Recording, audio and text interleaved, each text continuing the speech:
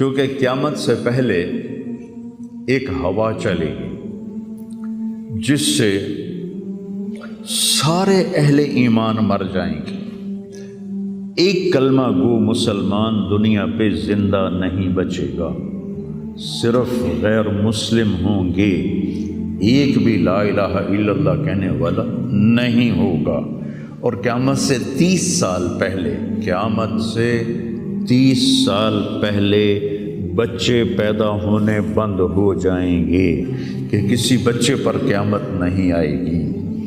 یوم تذہل کل مرضعۃ عما ارضعت، وہ ہولناکی بتانے کے لیے تشبیہ ہے، وہ یہ نہیں کہ ایسا ہو رہا ہوگا، کیونکہ بچہ تو کافر کا بھی ہو وہ معصوم ہے، مسلمان کا بھی ہو تو وہ معصوم ہے، اس لیے آپ نے کہا کہ سارے جو نابالغ مرتے ہیں وہ جس مذہب کے بھی ہیں سب جنت میں جائیں گے، چونکہ ان پر تو بھی شریعت لاگو ہی نہیں ہوئی ہے، اور سارے بچے حضرت ابراہیم علیہ السلام کے پاس چلے جاتے ہیں۔ تو حدیث پاک میں آتا ہے جتنے اہل ایمان کے بچے بالغ ہونے سے پہلے، پیدا ہونے سے لے کر 15 سال سے پہلے تک جو فوت ہو جاتے ہیں، سب حضرت ابراہیم علیہ السلام کے پاس ہوتے ہیں، ساری نسل ابراہیم علیہ السلام کے پاس، اور وہ ان کے باپ ہوتے ہیں، اور ان کے ساتھ وہ اپنی وہاں کی جنت کے مزے لیتے ہیں، پتہ نہیں کیا لیتے ہیں، ان کوئی نہیں پتہ۔ بس آپ نے اپنے بیٹے کے بارے میں فرمایا، حضرت ابراہیم رضی اللہ تعالیٰ عنہ علیہ السلام، چونکہ وہ ابھی ماں کا دودھ پیتے تھے، ان کا انتقال ہو گیا، تو آپ نے فرمایا اللہ تعالیٰ نے جنت میں ایک حور کو مقرر کر دیا ہے ابراہیم کو دودھ پلانے کے لیے، سبحان، اور کسی بچے کے بارے میں ایسی بات نہیں ہے۔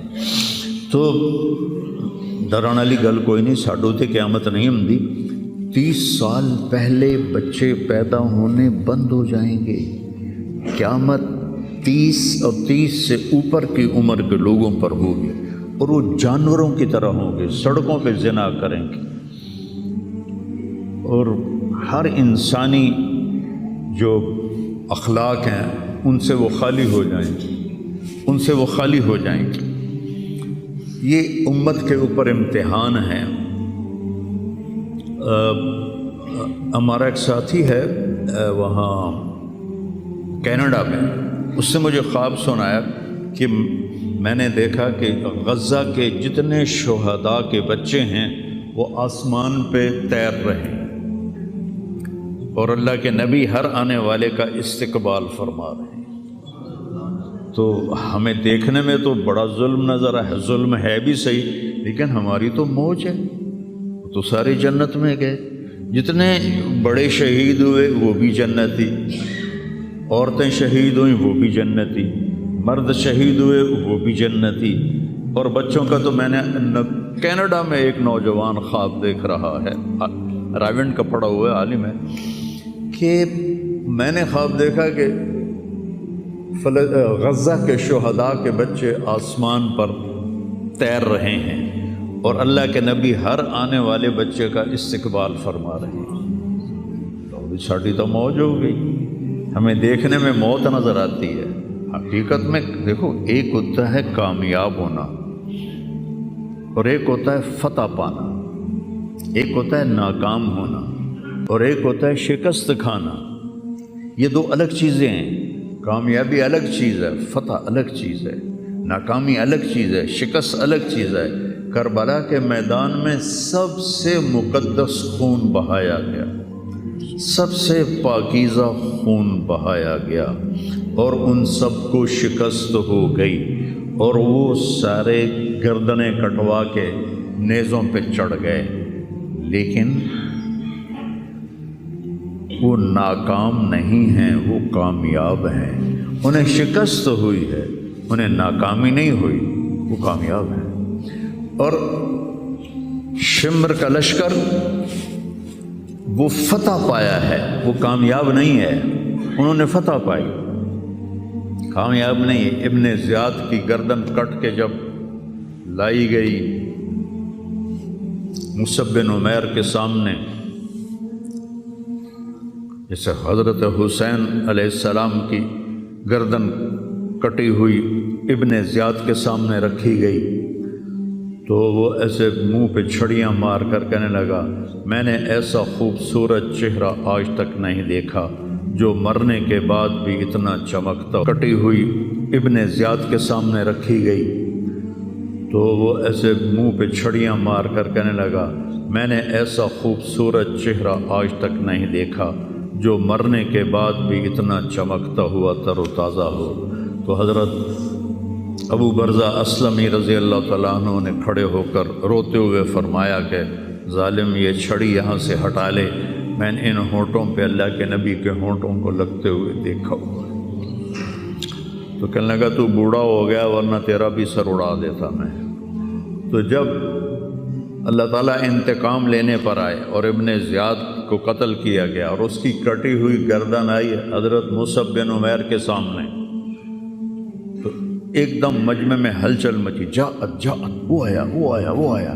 کیا دیکھا؟ ایک چھوٹا سا سانپ، اتنا انتہائی تیز، وہ تیزی سے آیا اور اس کی ناک میں داخل ہوا اور منہ سے نکل گیا،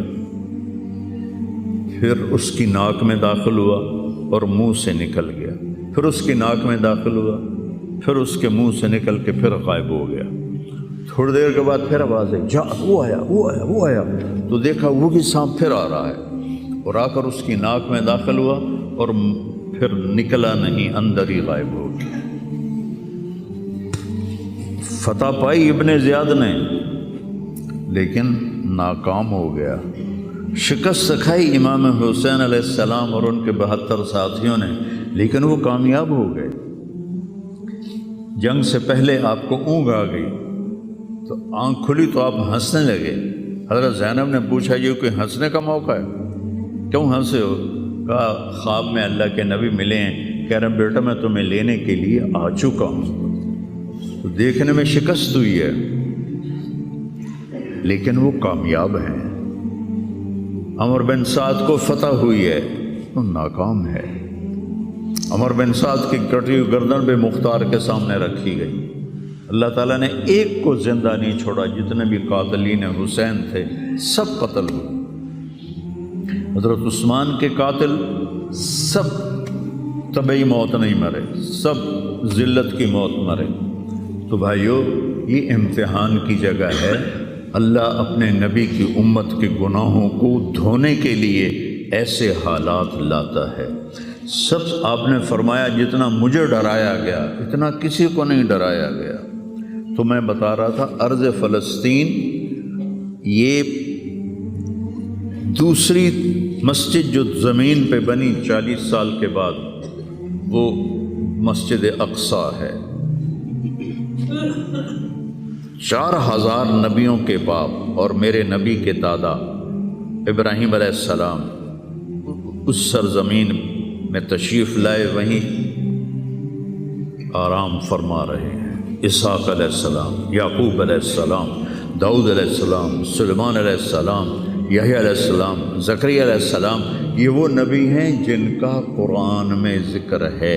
اس کے علاوہ بھی سینکڑوں نبی ہیں جن کے نام نہ تاریخ میں ہیں نہ قرآن میں ہیں، جو اس سرزمین کے اندر ہیں۔ یہ معشر کی سرزمین ہے، یہ نبیوں کی سرزمین ہے۔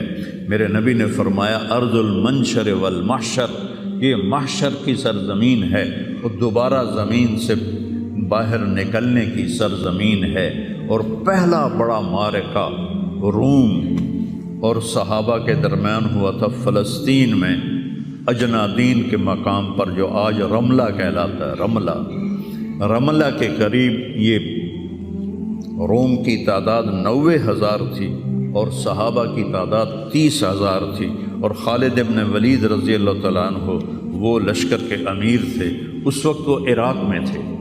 جب حضرت ابو بکر صدیق کو پتہ چلا کہ جو 18 دن کا تھا اور ایک راستہ تھا جس سے لوگ آتے جاتے تھے وہ 2 مہینے کا تھا، تو حضرت خالد نے فرمایا میں اس صحرا کو پار کروں گا۔ لوگوں نے کہا ہم بھوک سے مر جائیں گے، پیاس سے مر جائیں گے۔ کہا جس لشکر میں رافع ابن عمیرہ ہو وہ لشکر ہلاک نہیں ہو سکتا۔ آئے اشاق گئے وعدہ فردہ لے کر، اب انہیں ڈھونڈ چرا کے رخ زیبا لے کر آئے تھے کچھ لوگ جو اللہ کو راضی کر کے دوستی لگا کے دکھا گئے، کب اپنی آنکھوں سے ڈھونڈ چرا کے رخ زیبا، تمہیں نظر کوئی نہیں آئیں گے، مرد نظر آئیں گے، انسان کوئی نہیں نظر آئے گا، عورتیں نظر آئیں گی، انسان کوئی نہیں نظر آئے گا۔ تو فرمایا جس لشکر میں رافع ہو وہ لشکر ہلاک نہیں ہو سکتا۔ انہیں فرمایا ہمارے پاس پانی کا بڑا ذخیرہ ہے، ہم ہلاک نہیں ہوں گے، نہیں، ہمارے پاس رافع ہے، اور وہ شخص ہے جو کہے گا اللہ کرے گا۔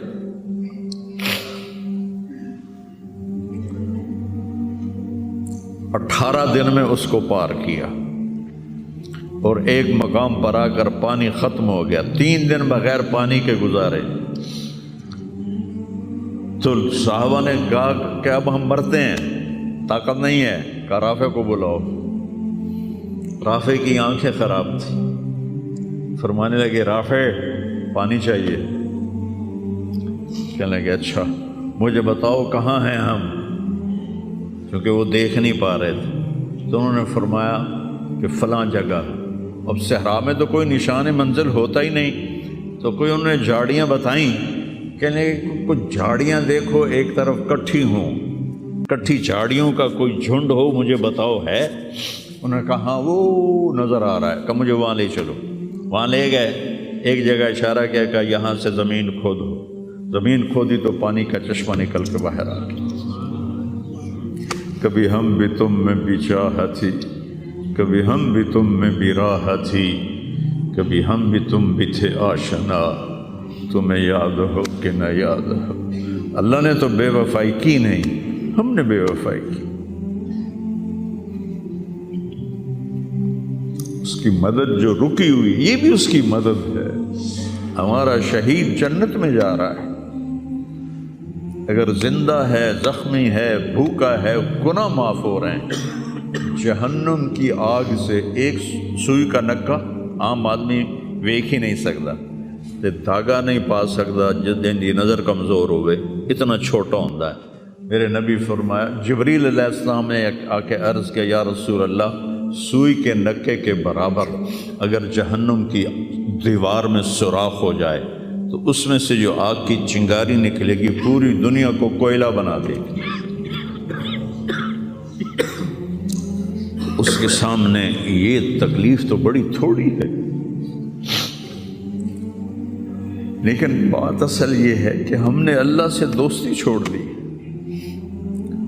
یہودیوں کو گالیاں بعد میں دو، پہلے ہم اپنے گریبان۔ تجھے کیوں فکر ہے اے گل دلے صد چاک بلبل کی، تو اپنے پیرہن کے چاک تو پہلے رفو کر لے۔ کتنا جھوٹ بولا جا رہا ہے، کتنے جھوٹے مقدمے ہیں،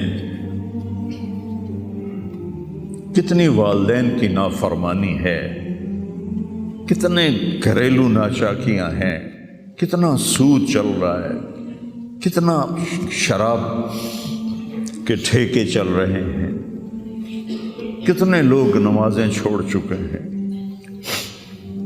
صرف حکمرانوں کو میں کیا گلہ دوں، آج ہم سارے اس حمام میں ننگے ہیں۔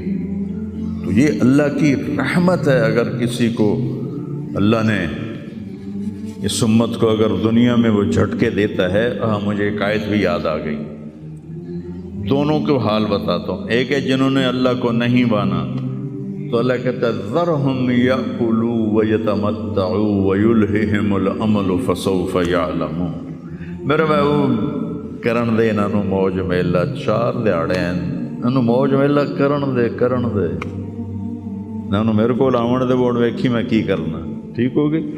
ہمارے بارے میں کیا کہا، وَلَنُذِيقَنَّهُم مِّنَ الْعَذَابِ الْأَدْنَىٰ دُونَ الْعَذَابِ الْأَكْبَرِ لَعَلَّهُمْ يَرْجِعُونَ۔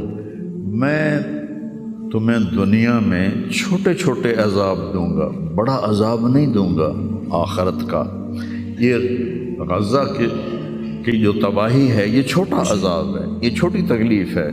دون العذاب الاکبر فَيُعَذِّبُهُ اللَّهُ الْعَذَابَ الْأَكْبَرَ يَصْلَى النَّارَ الْكُبْرَى، اور عذاب اکبر نار کبرا جہنم ہے۔